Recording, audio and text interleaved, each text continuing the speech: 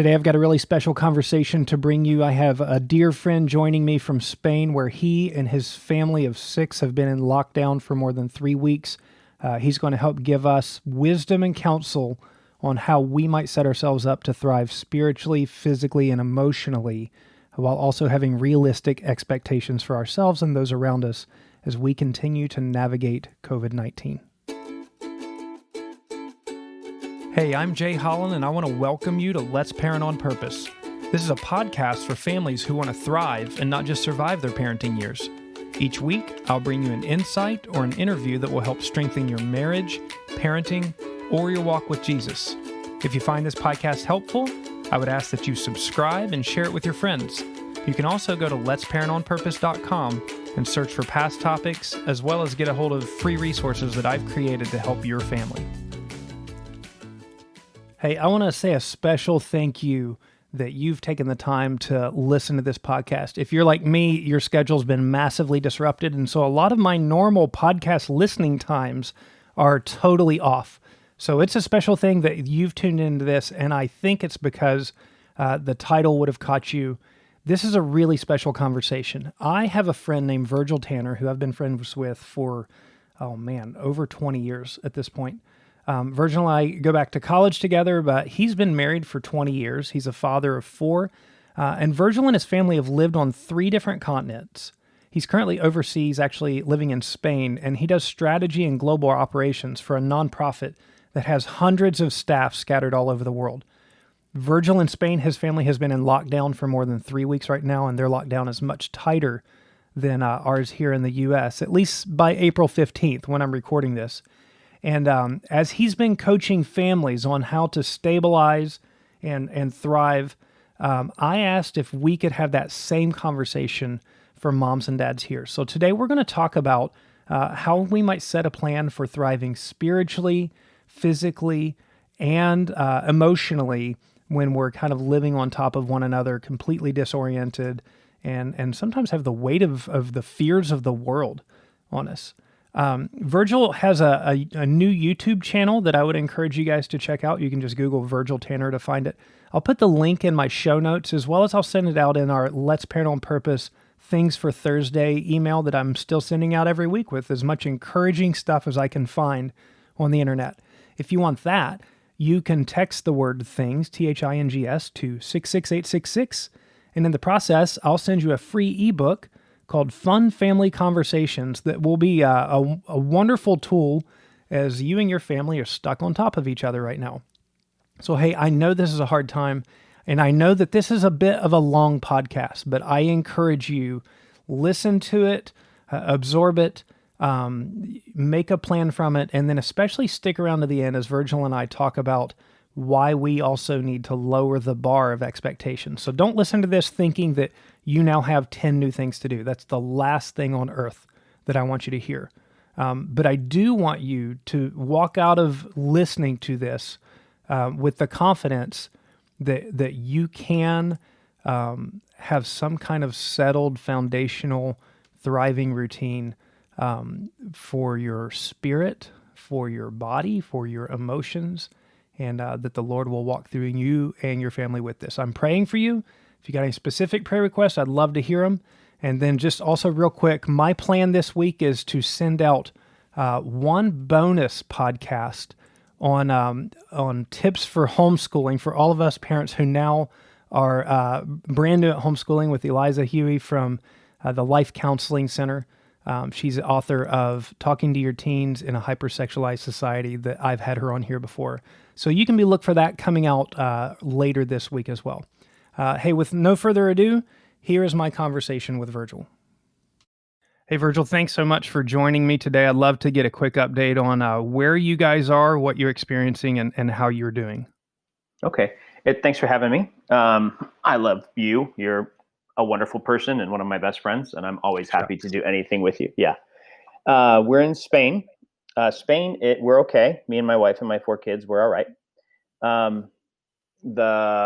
Spain has the highest per capita infection rate on the planet.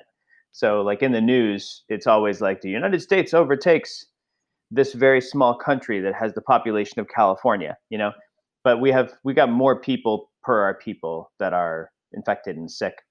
The death And for context, we're recording this on April 15th. So on April 15th. Yeah. everything's changing so fast. It's kind of good to have a ground marker of when we're talking about I something. really hope what I just said isn't true soon. Yeah. Yeah. But who knows?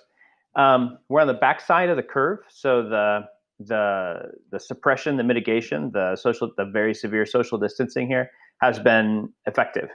And while it has crippled the economy, it has kept the kill rate at 10% or lower, which is quite good, actually. I know everyone talks about this disease has a kill rate of 3%. It does until the hospitals get overwhelmed, and then the kill rate jumps to roughly 10, between 8 and 12%. So the kids, we've been in lockdown about 5 weeks, and it was hard lockdown the whole time. They're starting to let a small subset of non-essential businesses open again. So like construction work, like government construction, things where no one is near anyone else. That's starting to happen. Nobody in my family got ill, so we're very grateful for that.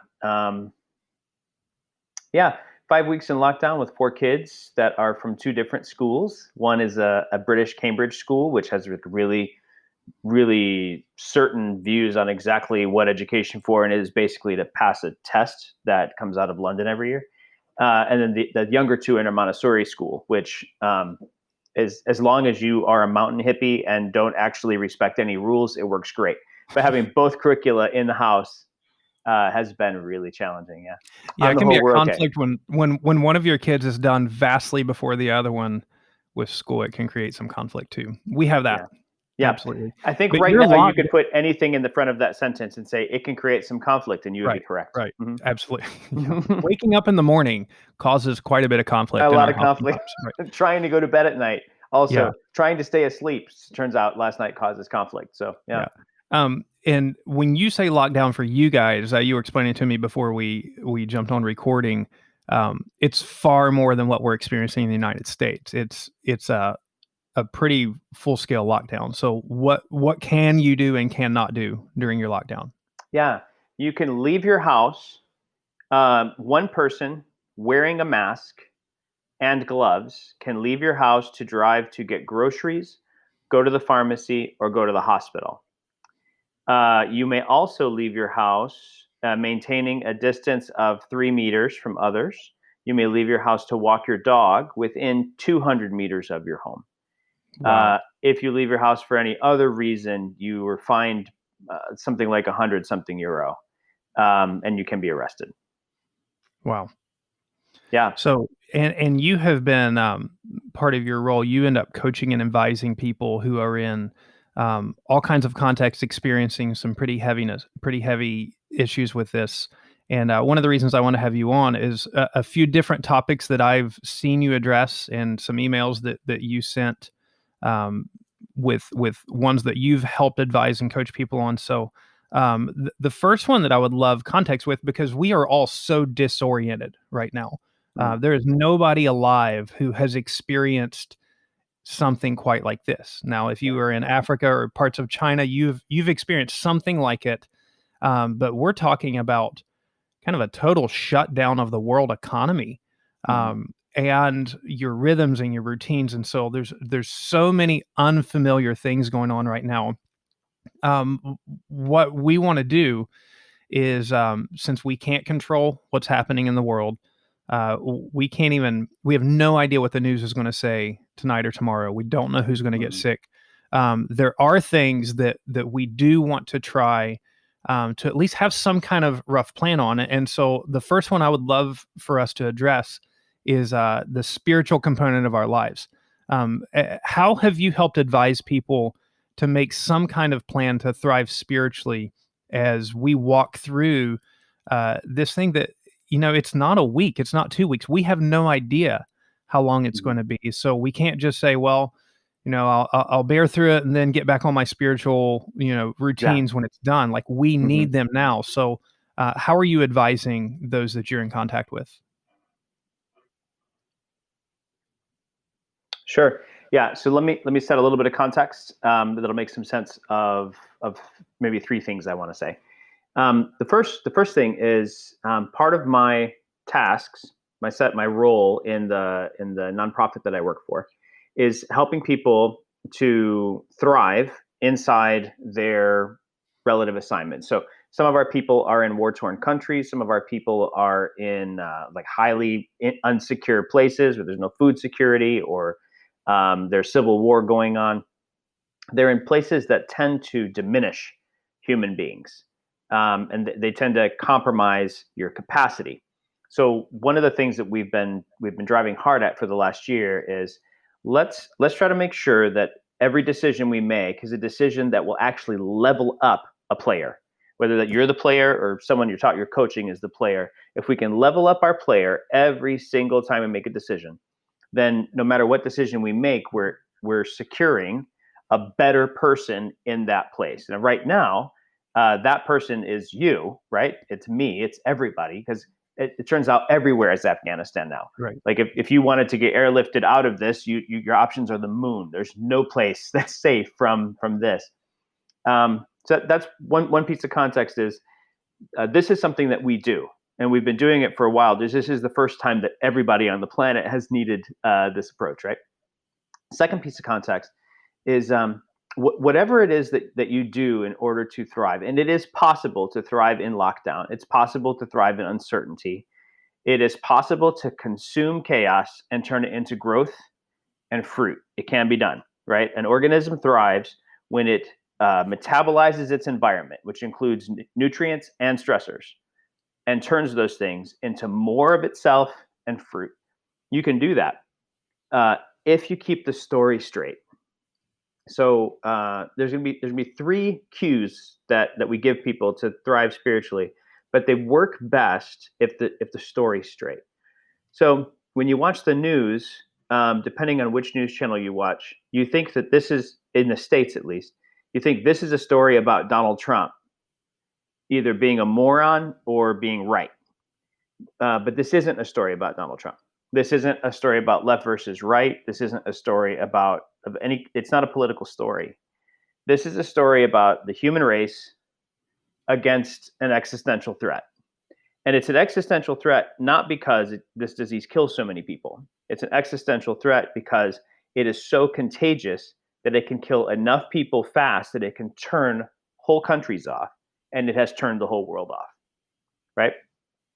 It is a real life threat. So it's all people against this thing, and God is in that mix, having not engineered this thing.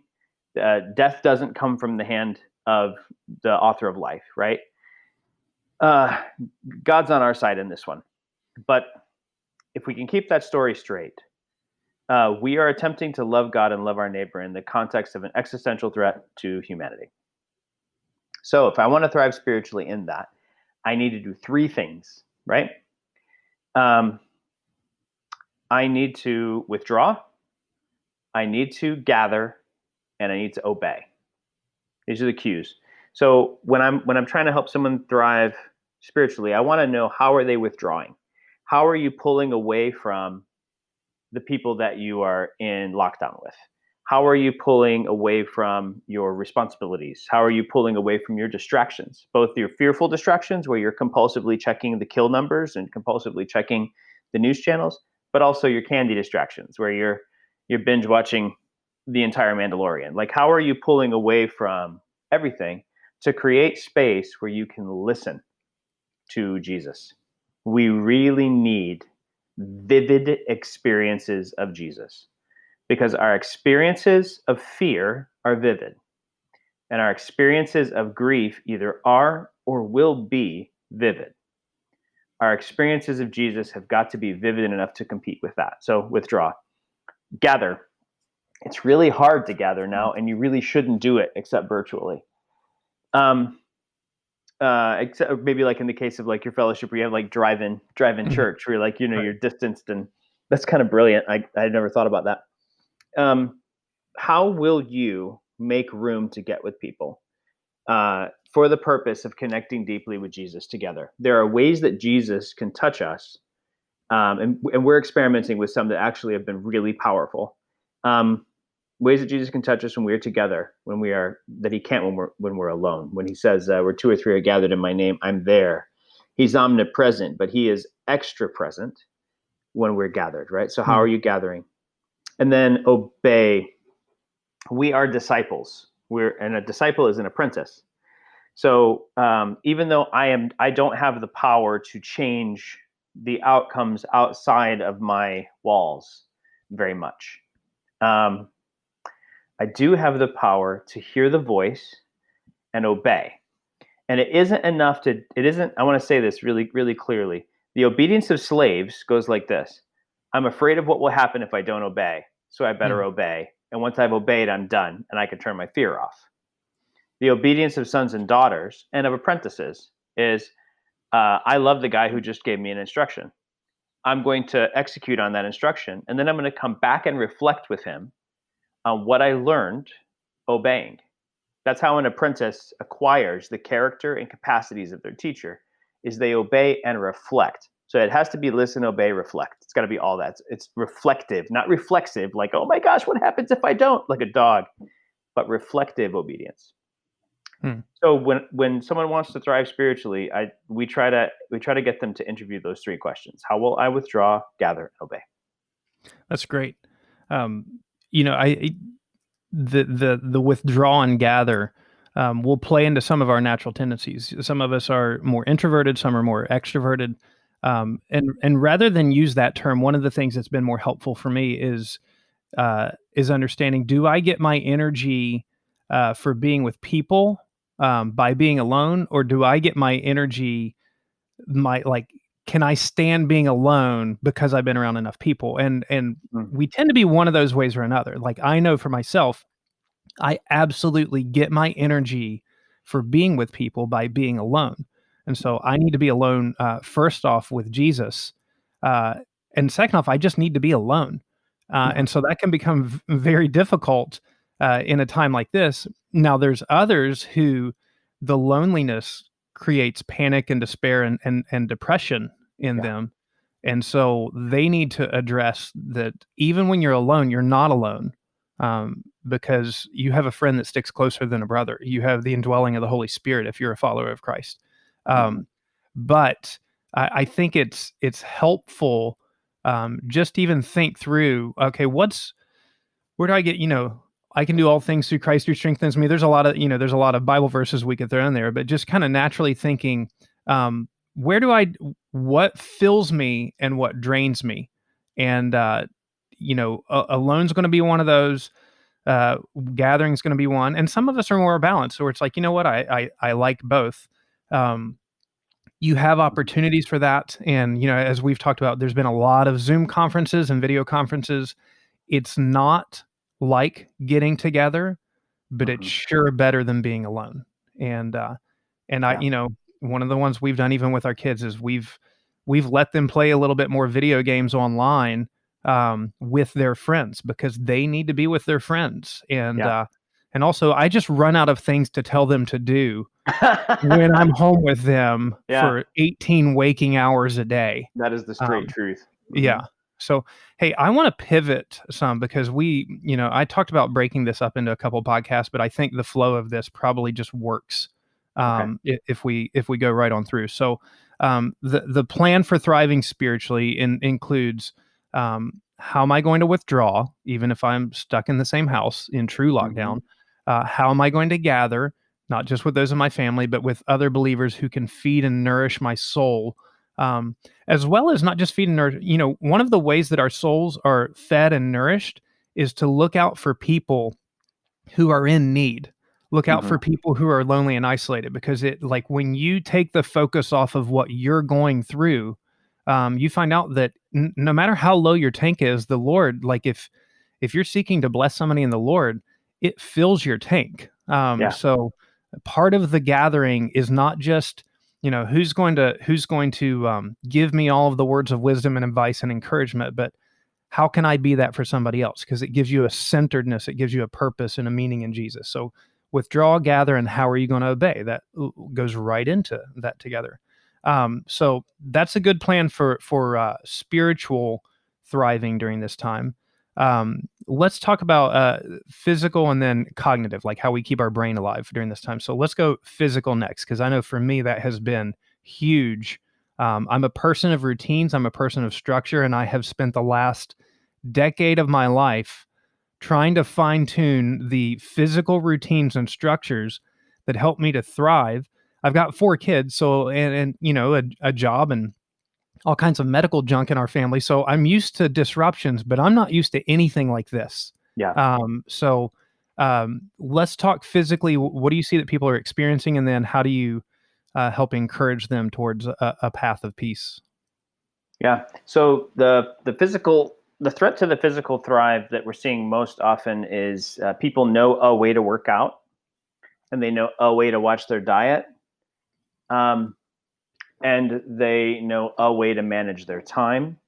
And when you take all of those away, they're just completely they fell off the wagon entirely, and they just eat what is, and they don't work out, and they don't actually rest.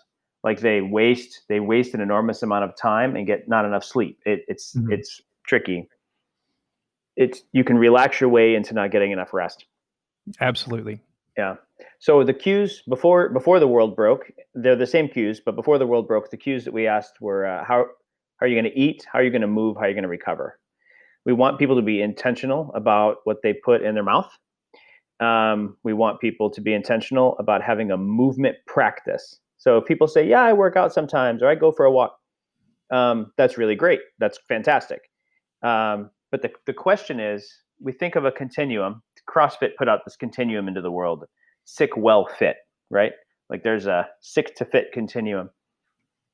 We draw the line for our people. We draw the line on an angle where sick is lower than fit, because entropy will always roll you towards sick. If you're not taking active, intentional action, you will always slide towards sick, not toward fit, towards sick.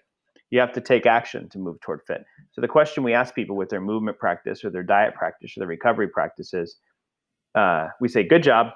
And is it enough that you're moving toward fitness? Are you Mm. actually getting stronger? Are you able to walk farther, able to run faster? Do you have more energy? How's like if you're battling diabetes or prediabetes, how's your blood sugar? Do you fall asleep when you sit down? Right? Like how rested are you? What hurts? Does stuff hurt? Do you need to work on soft tissue stuff or stretch more? But in lockdown, it's tricky. So it's tricky. It's especially tricky for the people who like to run. I've noticed unless they have a Mhm. treadmill, they're really stuck. So like for me personally, I pick up heavy stuff. Um, and I walk the dog. I'm fortunate enough to have a dog. So the dog walk gets me, like, how do I say this? Medium range exercise tends to not work great in this situation. Like higher intensity and very low intensity. Hmm. Well, before the lockdown, I tried to train really hard. I was picking up very heavy stuff, and I was okay to be really sore. I don't want to train so hard that I'm sore now, because if I have to heal from my workout and heal from COVID, I will not be able to heal from both well. Hmm. I want to make sure that there's always enough in my tank, that if I get sick, I have enough in my tank to recover. And that isn't me trying to not die, although that would be great. If I have to take up a hospital bed, I'm taking it from somebody. Mhm. And if I can stay out of a hospital bed, that's good. That's a goal. I'm loving my neighbor by staying out of a hospital bed. Dietarily, I'm abandoning sugar. Once a week we have a family Sabbath meal, and I have like a little bit of sugar then. But apart from that, no sugar, and a wild increase in my vitamin C and zinc. Hmm. And we're encouraging people to do something like that, because anything you can do to boost your immune system. When this disease came out, I was a biologist a long time ago before I did this, and so this stuff kind of comes a little bit naturally to me. But this disease didn't show up, and then all the other diseases like went away for a while. You know, Right. like Yeah. if you're in the Congo, you're going to face COVID and starvation and malaria. You have 2 flus running around right now. If you have cystic fibrosis, you still do. If you get a bacterial infection, you still get COVID. Now you have both. So you want a strong immune system. And then with regard to sleep, we just tell people go to sleep. Mhm. 7.5 hours every day. And to watch their energy. If they're sleeping a ton, we start to ask questions about their emotional wellness with regard to depression. And if they can't sleep, we start asking questions about their emotional wellness with regard to static anxiety.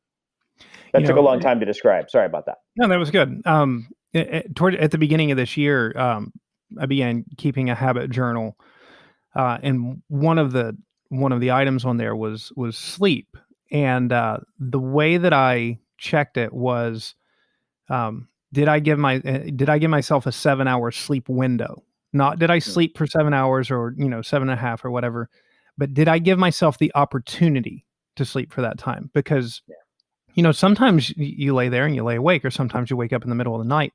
And if you are stuck on, I have to have 7 hours or 8 hours sleep or whatever it is, or 6 hours or whatever it is, and you know that you're awake during that time to get it, you can start panicking and the adrenaline can start pumping, and then you're just not going to go to sleep.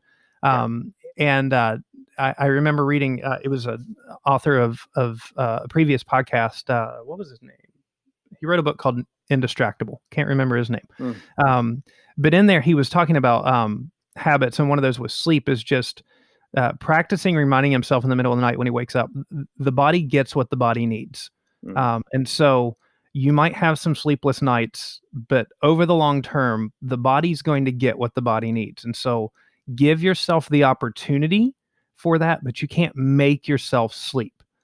Just like it's like being sad. You can't make yourself not be sad. You can do the things that help with the grief. As far as opportunity for sleep, if you're drinking caffeine, I'm in my 40s now. If I take caffeine after noon, it affects my sleep. Yep. If I'm reading a glowing screen right before I go to bed, I can fall asleep, but it affects my sleep a little bit later. So, giving yourself the ideal time for that, because sleep is huge in this stuff, and letting myself sleep more, because I want to be well rested. It takes a lot more.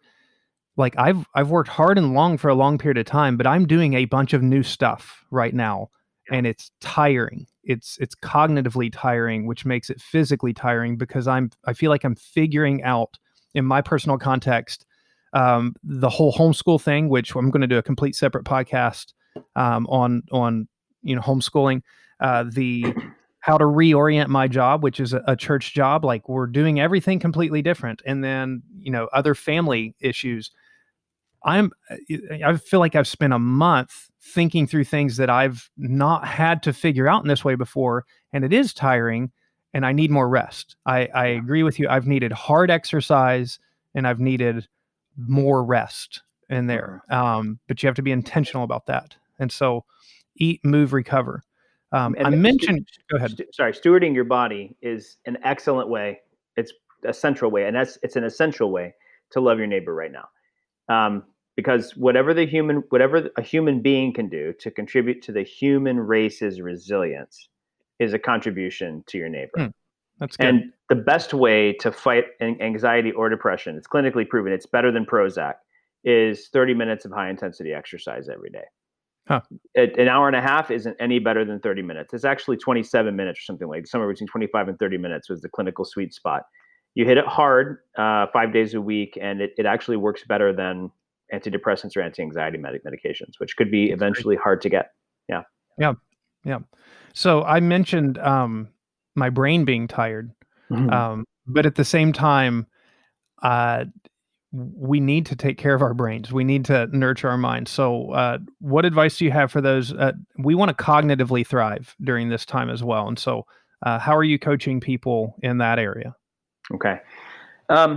So when we talk about the brain, we ask people to look after their thrive, both cognitively and emotionally. And I'm intentionally putting them together right now for a reason. But so cognitively, the cues are learn, focus, play. Presenting your mind with something novel is really, really good for your brain. Presenting your mind with a million novel things, a million things that are new, is exhausting. So some kind of distraction that improves you, right? It isn't just candy, and there's got to be a lot of room for some candy right now, right, for the brain. You got to make a lot of room for that. Mm-hmm. But something. I'm reading a book that I probably wouldn't have read by that guy. What's it? Josh Waiskin, the guy that they made In Search of Bobby Fischer about. I'm learning some cool stuff, and I'm reading it about as often as I want to. But I'm trying to put something novel in front of my mind. Focus is a function of when you won't put things in your head, what kinds of things you won't put in your head, and the things that you're going to put in your head, when will you do it? Like you're being selective about when you're going to think about certain things, and that allows you to contain certain overwhelming emotions to certain parts of the day as well. So you can't be. I would wake for the beginning of the outbreak. I here in Spain, I woke up and checked the kill numbers and went to bed checking the kill numbers because it was interesting. Like I studied epidemiology. It's interesting. And it affects one's sleep and one's mood. It does. When It really opening does. closes the day with "Bring out your dead" and "For whom the bell tolls," like it isn't good. So you have to decide when you're going to think about certain things and what you're not going to think about. And then play, like you got to schedule play into the life. And it's good to play together. It's good to play alone, but it's good to play together. We are at our most human when we are at play. And so it does something for the whole household to remember we're still human beings and we're here and we're alive, and you know that because we're playing Catan. That's how you know we're alive. Yeah, that's great.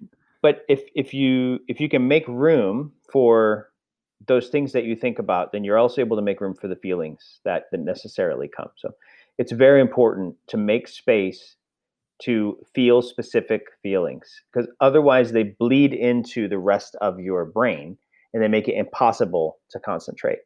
Yeah. Part of the reason we can't concentrate is everything's novel. Part of the reason we can't concentrate is because there's a bunch of trauma.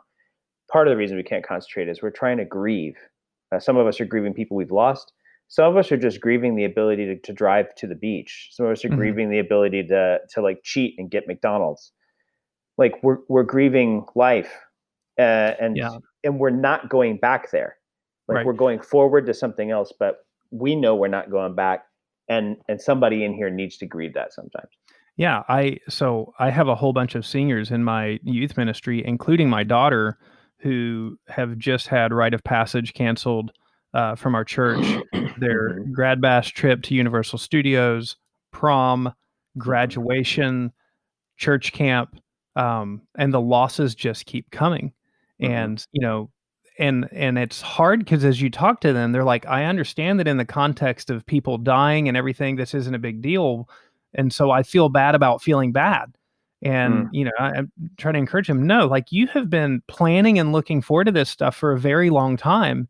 It's good and natural that you would grieve this. That doesn't take away from the fact that you realize something bigger is going on. But, even those who are going through death and despair, it's interesting. The things that they latch on to grieve are often these very same things. Like, I'm never going to get to go to the park with this person again. Like it's those things, who's going to be at my wedding, or, so we grieve these little special things because those are the things that life really consists of. Like I'm trying to keep up with the world news, but really like my world is local and my experience is very personal. And there's enough to grieve in there sometimes that I can't take on everything from the whole world, but through Twitter and the internet and everything else, like I'm taking on everything from the whole world. So, but that's too hard to grieve. It's, it's too much, but I can be really sad about the fact that, I wanted to sit and cheer my daughter as she crossed the stage, and we were excited about having, tacos and everything at her graduation party and inviting all of our friends and family over. So I look forward to laying hands on these high school seniors and praying for them as a church and recognizing them as adults. And we might be able to get to do that a little bit later, but some of these things are just gone. And so, yeah, the play side, I think, becomes very important in there because, we need to give ourselves time to be sad, but we're alive, and today is a gift, and God's given us that gift. And so we don't want to live our life in the anticipation of all kinds of hypotheticals that may or may not happen, and in the meantime miss the gift of today.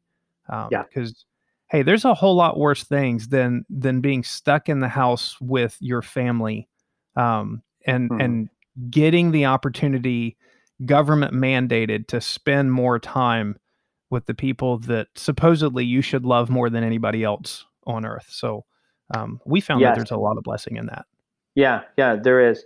Yes. So nothing I'm about to say is a no to your. I want to say yes to all of those things.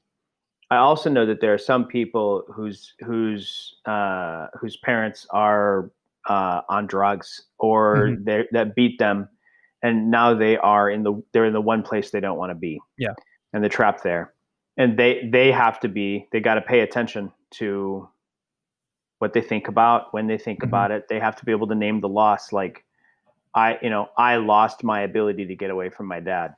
You Yeah. did. You lost it. It'll come back, but you lost it. And whatever you feel about that, you need to give it a name and say it out loud. If you can identify the emotion or the emotions and say it out loud.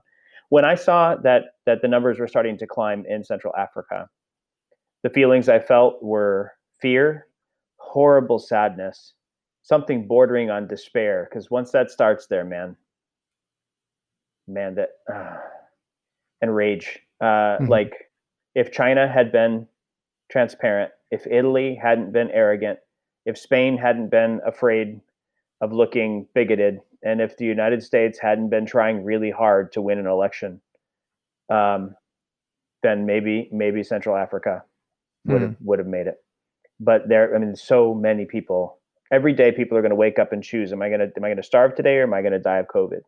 Yeah. Because when you work day to day and you make the money for today's food today, uh, it's a different world. And I feel those feels. And there are Hmm. times I have to go in the backyard and I just have to sit down and cry, and then get up and go back in the house in time to watch America's Got Talent. And I Yeah. have to feel good about watching America's Got Talent with my kids and watching them laugh at the ventriloquist. And I have to feel good about crying in the backyard. Yeah. And I got to learn some strategies to be able to make that transition in the 40-foot walk from behind the bush to the living room. Hmm. So I would like to kind of wrap this all together with one specific thing. When you asked, you sent out an email asking friends, what are some things that you would like teaching and coaching on? Mm. Um, and the one that stuck out to me was lowering the bar of expectation. Mm-hmm. And I think, especially after we've just talked through making plans for thriving spiritually, physically, and cognitively, which are all phenomenal, um, can we close with the reality of reality, and Mm-hmm. what is legitimately possible to expect of yourself? And can you speak into that? I can try. Good luck. My personality is really bad at lowering the bar, which is why I have to be very intentional about it. Yeah, yeah. Like, I'm called Okay. upon to improve Imagine systems. that you're called to run a marathon. It's going to Now lower the take bar. on that and Yeah, we're gonna speak into do that, Virgil. 50-yard wind sprint, and then we're gonna say that I won. That's what we're gonna. That's how I lower the bar in a marathon. 50-yard wind sprint. Um, yeah. So at the same time that one of somebody sent me the can you please encourage people how to lower the bar. Someone else said, we're struggling just to survive, much less thrive. What do we how do we get from survive to thrive?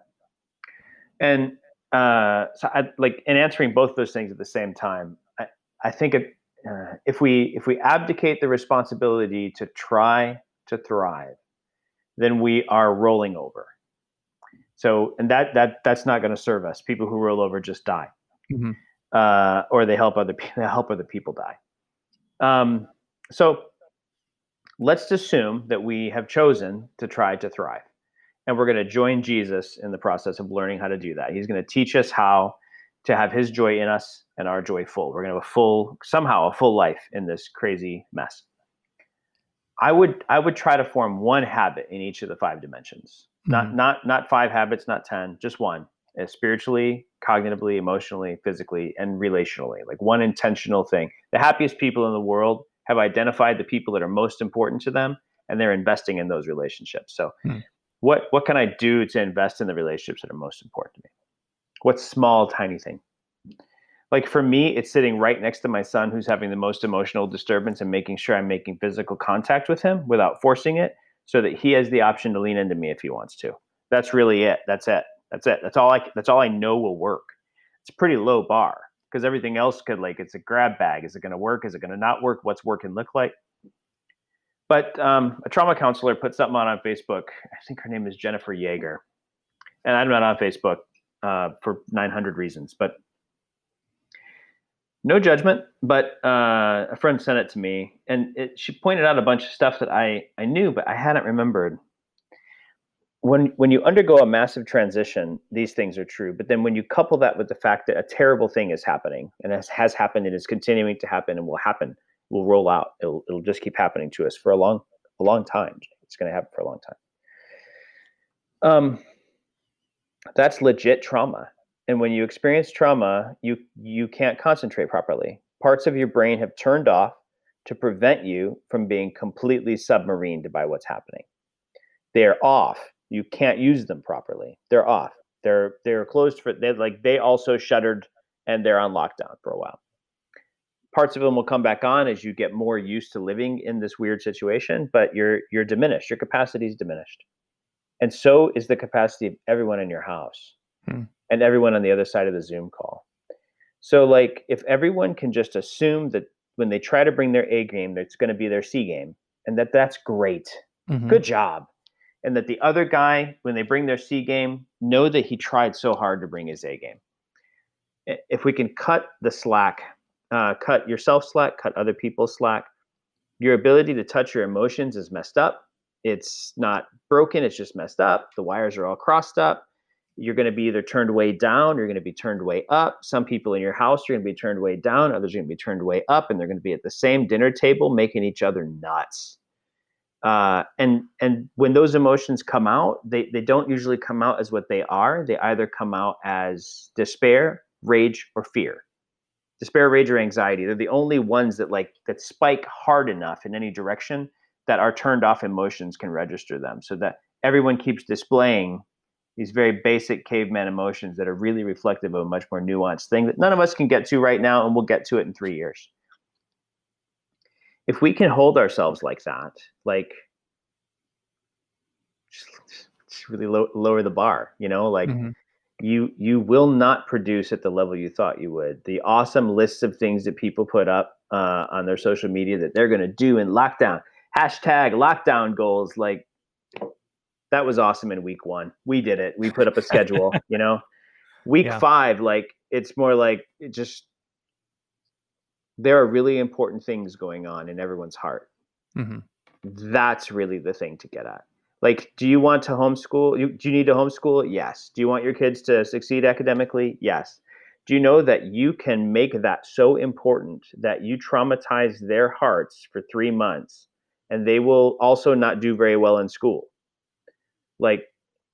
Do school. They need school. They need the stability. Anyone can recover from 3 months of bad school. People can't recover from misplaced. People can recover, but it's much harder to recover from misplaced priorities. So let's lower all the bars. Yeah. I just think of Micah 6:8. He's showing you, oh man, what is good and what the Lord requires of you, but to do justice, to love mercy, and to walk humbly with your God. You aim to do what's right. But it's interesting because he doesn't say love justice. He says love mercy. Because we find those who love justice tend to crush people. We see that in the United States right now. The social justice movement is all about crushing people for revenge. Yes, it is. It's a social vengeance movement. Yeah. So do justice. You really do aim to do your very best, but you love mercy. And you walk humbly with your God. That's the gospel. Well, let me tell you the gospel part of it. The gospel isn't do your very best and God makes up the rest. That's not it. The gospel is while we were yet sinners, while we were wretched and rebels against Jesus, he died for us. He redeemed us. And my standing before God does not depend on me succeeding as a parent, me succeeding in my Bible devotions, or any of that. My standing is based on the righteousness of Jesus. And because of that, because I know that God had such great mercy on me for my salvation, um, I can walk humbly in my habits and my practices and in my expectations with those in my house. And that has to first start with myself. I can't take out my frustration at my lack of performance on my wife or my kids or the president or anyone else. Mm-hmm. Do justice, do your very best, love mercy, and walk humbly with your God, and live the gospel out in the midst of the trials, the unknown, but also the really sweet times of victory that you have in here. Even in those times, love mercy and walk humbly with your God. Yeah. What I'm doing in the morning, I believe, man, that's solid. You're just true. You're just right. When there are two phrases that keep popping up in my circles, and it's I really think I should be able to, or I just can't. Neither of those are true. Neither of those are Mhm. helpful. In fact, no one knows what you should be able to do right now, and really, probably you can. You can. But should you? Like that? Probably in the middle, there is this other question, and it is, where am I strong? Hmm. How have I been made? Like today's reading, our family prays a real short little, like, not Olympic devotional, like prays in the morning, midday, and in the evening before bed, just to help us live in time, because we only have one Yeah. space to live in, you know. The midday prayer was Psalm 18, and David goes, "By my God, I can fight against a troop. By my God, I can leap over a wall."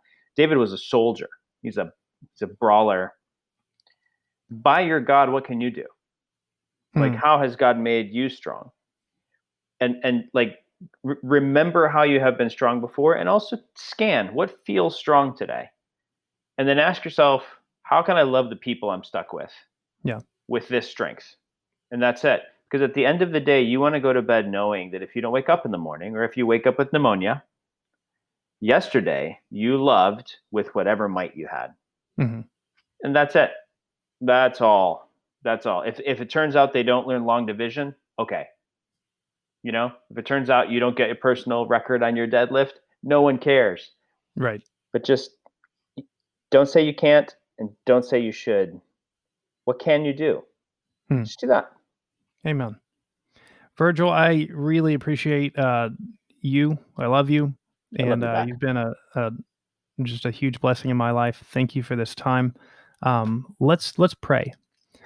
Jesus, thank you for one another. Thank you for the brilliant minds that you've put together that make the technology for an interview to happen like this. And thank you that you are carrying us through all of the ramifications of COVID-19. And thank you that our hope is not based on them finding a vaccine or our bank accounts staying comfortably padded. Our hope is in salvation in Christ, the fact that you are our King and you are a coming King, and that you are going to make the world new. So help us to live like disciples, followers of Jesus, who remember who the true King is, and that we're built for eternity, and so that we get to practice making your kingdom come right now. Lord, I pray that you encourage the moms and dads and the rest of those listening, that you give them courage for whatever it is that they're facing today. And we love you. We do pray that you would give wisdom to those who are trying to steward their nations, as well as those who are frantically working on cures and other ways to contain this virus. And we pray wisdom from the great physician. Um, Lord, we love you and we thank you in Christ's name. Amen. Amen. Amen. Thank you, Virgil. Thanks, Jay. Friend, thanks so much for listening today. I pray it's been a blessing to you. And if it has, please share this episode with somebody that you care about. If God lays it on your heart, I'd love for you to consider joining our Patreon support community. You can find out about that by going to letsparentonpurpose.com. Finally, if you've got a topic that you'd like to hear me address, send me an email at jay@letsparentonpurpose.com or give me a shout on the Let's Parent on Purpose Facebook page. Hey, please never forget that parenting is a marathon, not a sprint, and that you need a good church family to thrive through all of the different challenges that you're going to face. Keep pointing each other to Jesus and enjoy the gift of life that God's giving you today. Hey, whatever season you're in, it won't always be this way, so set your hope on Christ and not your circumstances. Have a blessed day, and I'll talk to you soon.